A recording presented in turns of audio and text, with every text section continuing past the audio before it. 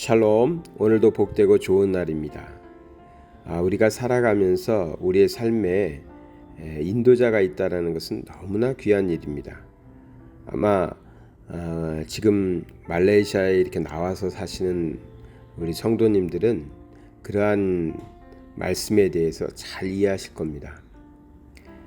해외살이를 한다는 것이 결코 쉬운 일은 아닌데 처음 해외에 나왔을 때 그곳에서 우연히도 만난 사람이 참 좋은 사람을 만나서 그 사람이 잘 인도해 주면 타국에서의 삶이지만 참 잘 적응하고 정착할 수 있습니다. 그런데 가끔은 좋지 않은 이야기도 듣습니다. 어떤 사람을 만나서 그 사람이 큰 도움을 주겠다고 도움을 받았는데 그것이 정확한 정보도 아니고 맞는 것도 아니고 그래서 어떤 면에서는 사기를 당한 것처럼 말씀하시는 분들도 있습니다. 그래서 저도 말씀드릴 때 절대로 한두 사람의 얘기만 듣고 무엇을 실행하지 마시고 좀 많이 알아보시고 많은 사람들의 얘기도 들으시고 시작하라고 조언하는 편입니다. 악의가 있어서만은 아니고 모든 사람들이 이렇게 완벽하지 않기 때문에 다른 사람을 인도해 준다는 것이 결코 쉬운 일이 아니거든요. 특히나 이렇게 외국에서의 삶은 사실 우리나라와의 정서와는 많이 다르고 법규도 다를 수도 있고 그래서 실수하는 경우들이 참 많습니다. 그래서 처음에 자신을 가이드해 줬던 사람이 좀 잘 모르거나 아니면 좀 악의적인 생각이 있어서 잘못한 경우에 많은 피해를 보는 분들을 보게 됩니다. 그런데 그런 분들이 또 같은 신앙을 갖고 있는 사람들이었을 경우에는 또 믿음마저도 많이 흔들려서 해외에서는 교회를 안 나가겠다 이렇게 하시는 분들도 제가 제법 많이 만났습니다. 참 마음이 안 좋았습니다.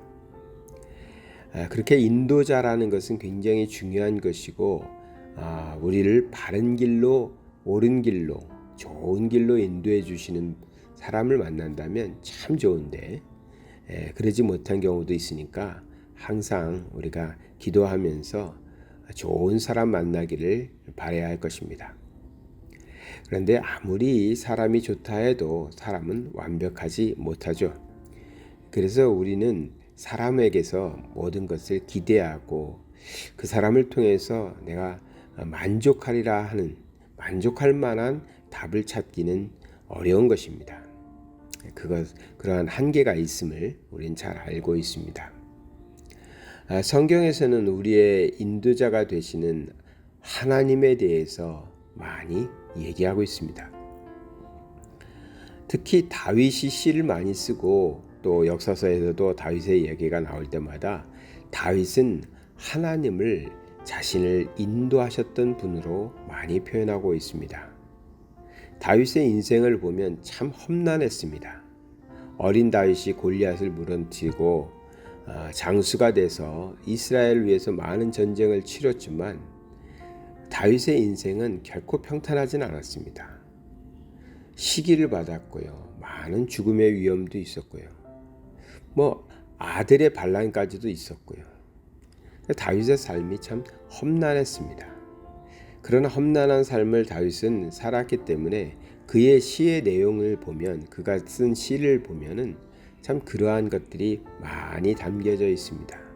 그러면서 다윗은 고백합니다. 무엇을 고백하냐? 자신의 삶이 이렇게 어렵고 고통스럽고 도망다니고 이런 일들이 많았지만 그때마다 자신을 인도하셨던 분은 하나님이었다는 것이죠. 사울왕을 피해서 또는 적군을 피해서 또는 자식의 반란을 피해서 도망다녔지만 그때에도 자신을 지켜주시고 인도해 주셨던 분, 그분은 하나님이셨다.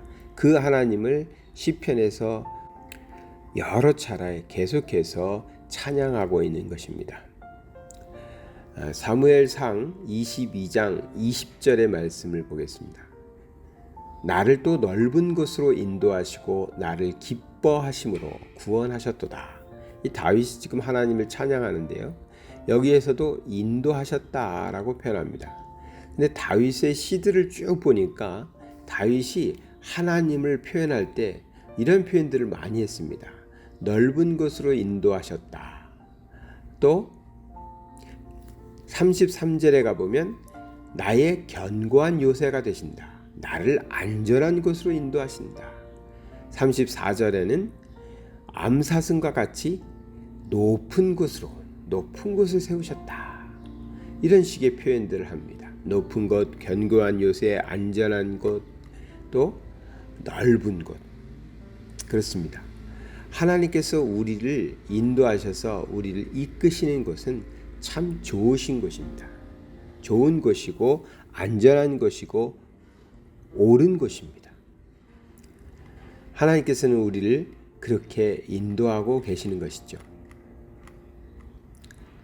우리가 잘 아는 시편 23편의 말씀을 보면 시편 23편 2절에 그가 나를 푸른 풀밭에 누이시며 쉴만한 물가로 인도하시는도다 했습니다. 여기서도 푸른 풀밭, 쉴만한 물가라고 표현합니다. 하나님께서 우리를 인도하시는 곳은 그런 곳입니다. 그래서 우리의 삶 속에서 이 4절에 나오는 것처럼 사망의 음침한 골짜기를 다닐지라도 우리의 삶이 어렵고 힘들고 때로는 정말 죽을 것 같은 고통의 문제들이 있지만 그럴지라도 우리를 인도하시는 하나님이 계시기 때문에 그 하나님의 인도하심을 우리가 따라갈 때는 우린 푸른 풀밭에 쉴만한 물가에 거할 수 있다라는 찬양을 하고 있는 것입니다. 하나님의 인도하심은 우리를 안전한 곳으로, 넓은 곳으로, 높은 곳으로 인도하실 것입니다. 하나님의 그 인도는 항상 옳습니다. 그러면 우리는 어떻게 하나님의 인도하심에 따라서 살 수 있을까요? 하나님은 우리를 안전한 곳으로, 견고한 요새로, 높은 곳으로 우리를 인도하시는데 그 인도하심을 우리는 어떻게 따를 수 있을까요? 쉽게 말하면 성령에 충만한 자가 되어서 성령이 인도하시는 대로, 성령이 말씀하시는 대로 살면 됩니다. 그런데 우리가 사실 이 말씀은 듣기에는 맞는 것 같은데 실천하기엔 어렵습니다. 성령의 충만함을 내가 원한다고 그냥 되는 것인가요? 내가 성령의 음성에 귀 기울인다고 성령님께서 대한민국 언어로 한국어로 말씀해 주셔가지고 탁탁 알아들을 수 있는 것인가요? 사실 그것은 아니지 않습니까? 우리가 성령의 충만함을 받아서 하나님의 인도하심을 따라서 산다는 것은 너무나 자명한 사실이지만 그것이 방법론적으로 무엇인가? 그것이 중요하겠죠. 다시 사무엘하 22장 31절의 말씀을 보겠습니다. 하나님의 도는 완전하고 하나님의 말씀은 진실하니 그는 자기에게 피하는 모든 자에게 방패시로다. 아멘. 이 말씀에 비추어서 우리가 어떻게 하나님의 인도하심을 따를 수 있는가? 그렇습니다. 우리는 하나님의 뜻이 완전하다. 하나님이 하시는 일이 완전한 것이다. 완벽한 것이다. 가장 좋은 것이다. 이러한 신뢰가 있어야 됩니다. 믿음이 있어야 됩니다. 그리고 하나님의 말씀은 진실이다. 이런 믿음을 가져야 됩니다. 그럴 때 우리는 무엇을 합니까? 우리는 그 말씀대로 하나님의 뜻대로 하나님의 도를 따라서 살아가려고 애씁니다.